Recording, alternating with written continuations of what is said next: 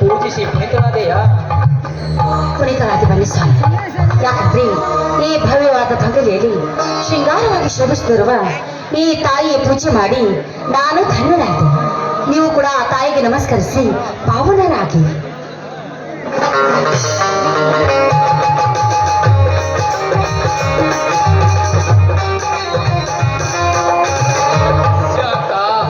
ನಾನಿಲ್ಲದಿದ್ದರೆ ನೀ ನನ್ನದನ್ನು ಏನಿದೆ ಅಂದಿನ ಧ್ಯಾನ ಯೋಗಿ ಶ್ರೀ ಸಿದ್ದೇಶ್ವರ ಅಪ್ಪಾಜಿರ ವಾಣಿಯಂತೆ ಇಲ್ಲಿ ನನ್ನದನ್ನು ಏನಿದೆ.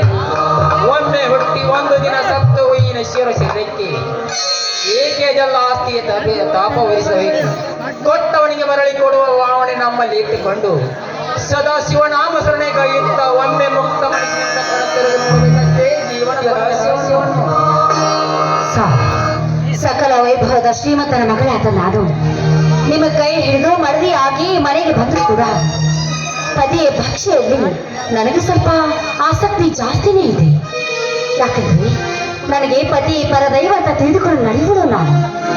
ನನ್ನ ತಂದೆಯ ಮಾತಿನ ಋಣಕ್ಕಾಗಿ ನಿಮ್ಮ ಮನದಾಳದ ಮಾತಿಗೆ ನಾನು ಋಣಿಯಾಗಿದ್ದೇನೆ. ನಿಮ್ಮ ಕೈ ಹಿಡಿದ ಈ ನನ್ನ ಜನ್ಮ ಸಾರ್ಥಕವಾಯಿತು ಸ್ವಾಮಿ. ಒಮ್ಮೆ ಕಣ್ತೆರೆದು ನೋಡ್ಬೇಕಷ್ಟೇ ಜೀವನದ ರಹಸ್ಯವನ್ನು.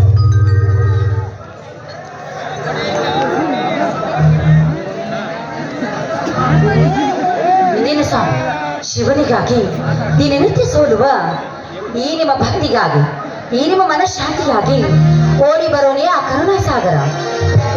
ಓಡಿ ಬರುವೆನೆಂದು ಕೇಳುತ್ತಿರಲ್ಲ ಶಾಂತ, ಅದೆಲ್ಲೋ ಗುಹೇಶ್ವರನ ಇಚ್ಛೆ.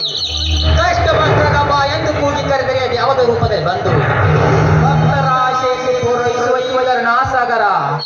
ಅಂದು ಸಮುದ್ರ ಮಂಥನ ಕಾಲದಲ್ಲಿ ಕಾಲಕೋಟ ವಿಷವನ್ನೇ ತಿಳಿದು ಶಕಂದರಾದ ದಶಕಂದರ ಸಾವಿನ ನಂತರ ಜೋಡಿ ಶಿವಲಿಂಗವಾಗಿ ಶ್ರೀರಾಮನಿಂದ ಪೂಜೆ ಬಂದ ಅವನ ಮೈ ಪಾಲು. ಆದರೆ ಏನು ಮಾಡುವುದು ರಾತ್ರಿ ಸ್ವಾಮಿ, ಆದರೆ ಅಂತ ಈ ರೀತಿ ನಿಟ್ಟುಸಿರು ಹಾಕುತ್ತಿರುವಲ್ಲ, ಯಾಕೆ ಏನಾಯ್ತು? ಉಸಿರು ಹಾಕಲೇಬೇಕಿದೆ ಶಾಂತ. ಯಾಕೆಂದರೆ ನಾನೀಗ ನಾಲಿಗೆ ಇಲ್ಲದ ಮೂಕನಾಗಿದ್ದೇನೆ, ನಿನಗೆ ತೋರಿಸಲು ಕಣ್ಣುಗಳಿಲ್ಲದ ಕುರುಡನಾಗಿದ್ದೇನೆ. ನಿಜ ಹೇಳಬೇಕೆಂದರೆ ಈ ಮನದಾಳದ ಮರ್ಮ ನನಗೆ ತಿಳಿಯುವುದಿಲ್ಲ ಅಂತ ತಿಳಿದುಕೊಂಡಿದ್ದೀರ. ಬ್ರಹ್ಮ ಬರಹದ ವಿಧಿ ಲಿಖಿತವನ್ನು ತಪ್ಪಿಸೋದಕ್ಕೆ ಯಾರಿಂದಲೂ ಸಾಧ್ಯವಿಲ್ಲ. ಸಂಕೋಚ ಪಟ್ಟುಕೊಳ್ಳುತ್ತೆ.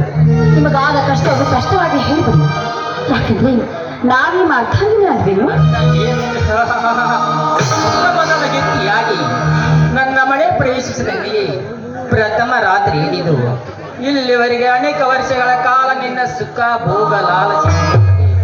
ನನ್ನಂತ ನಾಮರ್ಥ ಯಾರಿಲ್ಲ ಶಾಂತ ಈ ಸಮಾಜದಲ್ಲಿ.